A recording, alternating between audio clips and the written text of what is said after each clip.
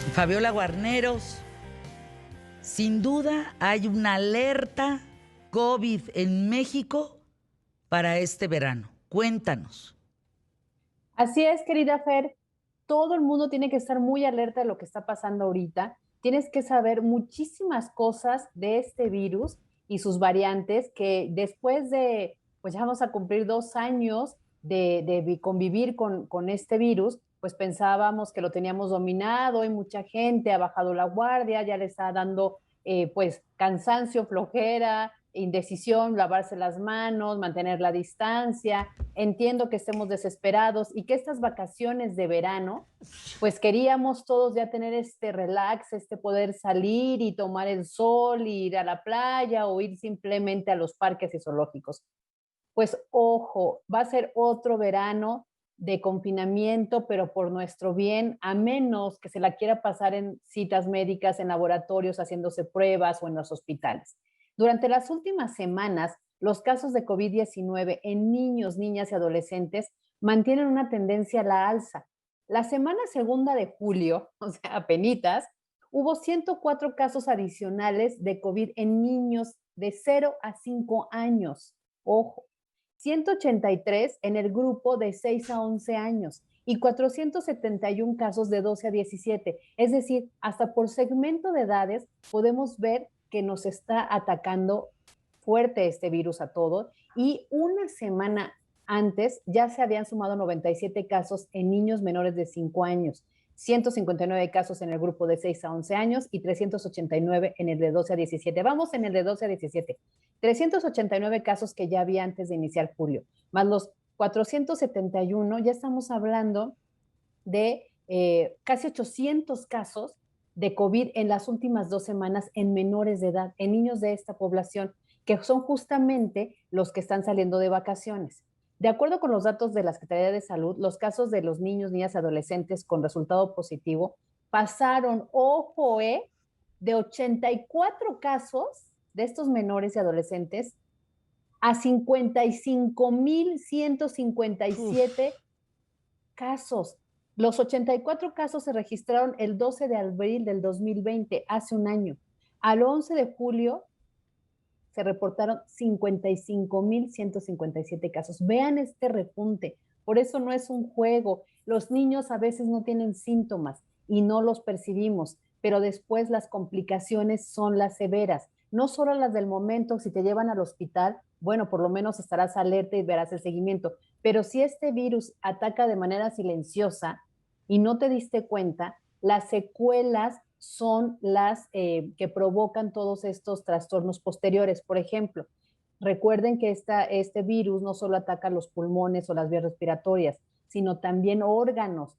Ya se ha demostrado, páncreas, hígado, también ataca el cerebro, las neuronas, genera, desencadena enfermedades neurocerebrales, o sea, hasta llegar a parálisis, ¿no? Hasta parálisis de los movimientos. Entonces, de verdad, no lo tomemos como a juego. Las variantes están muy contagiosas. Justamente las variantes, sobre todo esta Delta, que ya llegó a México, que todavía hace 2 semanas la veíamos como lejana, que estaba en California, no, ya está en México, ya está en las zonas fronterizas justamente por este intercambio de vacacionistas y es la que más se propaga. ¿Por qué es peligrosa? Porque su contagio es así, en segundos, ¿no? Rapidísimo.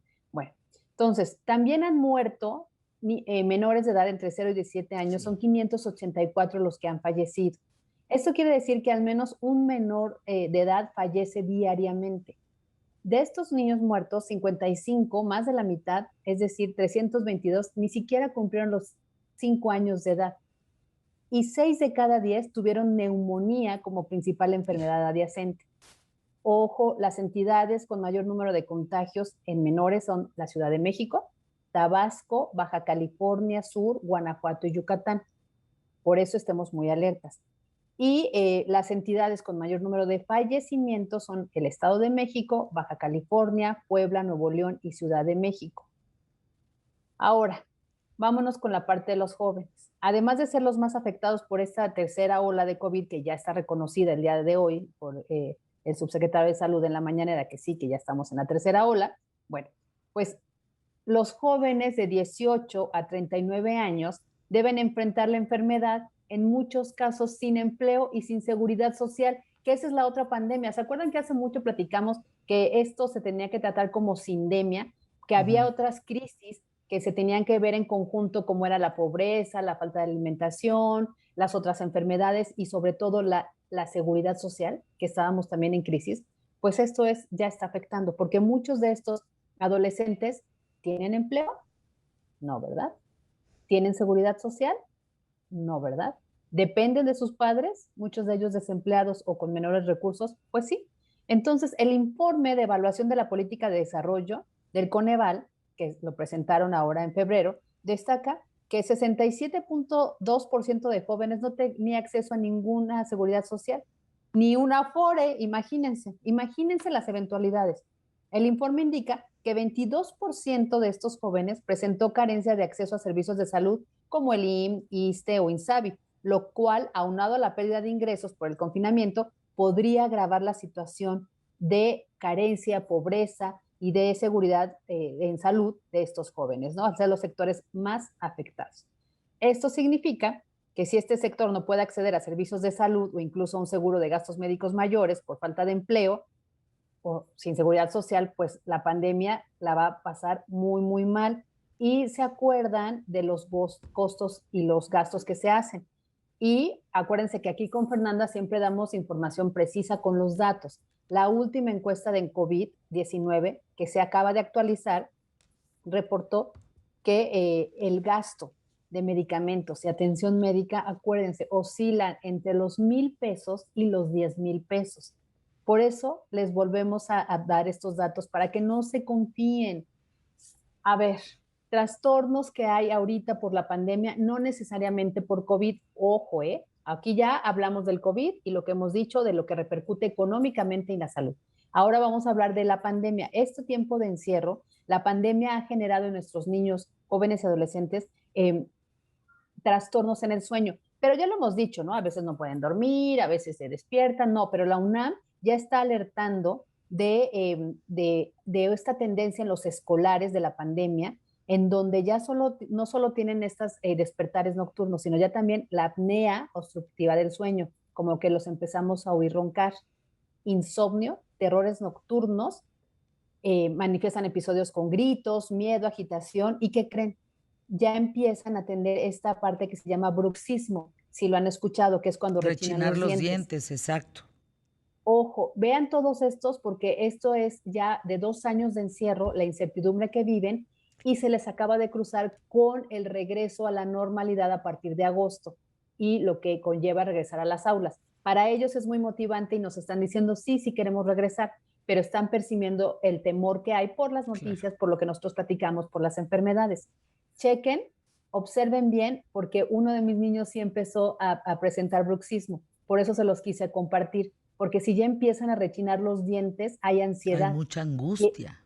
Mucha angustia. Entonces, es bien importante que en este periodo de verano estemos muy pendientes de ello. Yo sé que quisiéramos ir, descansar y viajar, pero creo que todavía no es el momento, a menos que lo hagamos con todas las medidas, a lugares muy seguros, que chequemos que cumplan con las medidas de sana distancia, que los comedores sean al aire libre, que no se permitan mesas juntas y puedan hacerlo, pero de verdad, el cubrebocas siempre con ustedes. Viene el mesero, se lo ponen. Van a venir los alimentos, se lo quitan. Viene otra vez el mesero, se lo ponen. En la alberca, si están las familias, pues ahí sus niños, ustedes díganle a sus niños, no generen conflictos con otras familias. Sus niños tienen que saber sana distancia. Si ya el amiguito se acerca, porque era muy normal que se vinieran a nadar, amiguito, sana distancia, porque si no, no va a haber manera si insisten en salir. Si se quieren quedar en casa, pues sería lo más recomendable porque estas variantes están atacando a los menores de edad, ya no a nosotros, a los niños.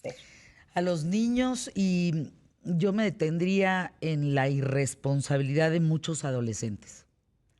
¿No te imaginas las playas? No, son un hormiguero. Qué bueno que haya reactivación de la economía, qué bueno, lo que gusten y manden. Pero no es posible que ya están abriendo lugares en donde no se están tomando las medidas adecuadas. Te pongo ejemplos, graduaciones. O sea, las graduaciones en lugares encerrados donde están metidos 100, 200, 300 personas sin el uso de cubrebocas. Y después de 3, 4 tequilas, pues evidentemente se te olvida hasta la sana distancia. Y eso está siendo un foco de contagio muy importante en México. Sí, los jóvenes, tienes toda la razón. Acuérdense que ese es el punto más alarmante de foco rojo, no solo porque se pueden contagiar la enfermedad, sino por lo que les acabo de decir, no cuentan con seguridad social, ni con un empleo, ni cómo sufragar sus gastos. No sean, como dice Fer, irresponsables con sus propias familias. No les den un gasto adicional que va de entre los 1,000, si bien les va hasta los 10,000 pesos. No es justo para nadie. Y además, tienes razón, las últimas noticias de todas las graduaciones que se fueron a Cancún, pues en el caso del Colegio de Puebla, de los 500 que se fueron, pues regresaron contagiados más de 400. Pues sí. Y lo mismo pasó en Los Cabos, por eso son los puntos de zonas turísticas de focos rojos. Adolescentes, pues no que estábamos en sus manos, no que eran los solidarios, nos están quedando a deber. Nos quedan a deber, porque además muchos de ellos son los que están contagiando a los abuelos, no tanto a los papás, mamás, sino a los abuelos.